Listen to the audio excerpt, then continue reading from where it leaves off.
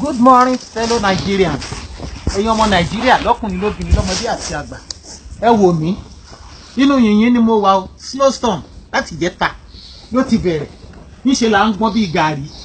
Please, for God's sake, if you have anybody in overseas during this time, if they send you ordinary $1, please be appreciative. Ní ẹ̀mí ìmoore torí àwọn ọmọ wọ̀nyí wọ́n fẹ́ wọ́n kọ̀ wọ́n máa lọ síbi iṣẹ́.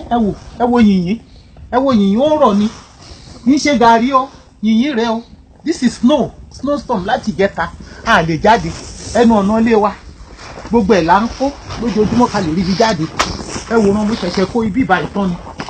Ẹ wo ẹnu ọ̀nà rẹ ó ṣe títí wọnú ilé ni. It closed the doors. Nobody can go to work. Nobody can go to work. It's too much. You see all the cars. Ẹ rí gbogbo mọ́tò tí wọ́n lọ bí iṣẹ́ gbogbo ọ̀nà wà nílé. Nìyí ò jẹ́ kán lọ. Wọ́n dẹ̀ gbọ́dọ̀ sanwó. Tá bá rí ẹnikẹ́ni tó bá ní èèyàn nílùú òyìnbó ẹ jọ̀ọ́ àdúrà. Prayer ni kẹ́ fi máa ràn wọ́n lọ́wọ́ kán ṣoríire lórúkọ Jésù kan ọ̀rọ̀ ìjà wálé. Ẹ má sọ pé ẹ fẹ́ lu àwọn ọmọ yín nílòkulò. Ọlọ́run á wà pẹ̀lú wọn o. Ẹ jọ̀ọ́ ẹ fàdúrà ràn wọ́n lọ́wọ́. Ẹni tó bá lọ́mọ nílùú òyìnbó ẹ má fọmọ wọ́mọ o. Ọ̀pọ̀lọpọ̀ inú àwọn tó wà nílùú òyìnbó ike náà ń wọ́.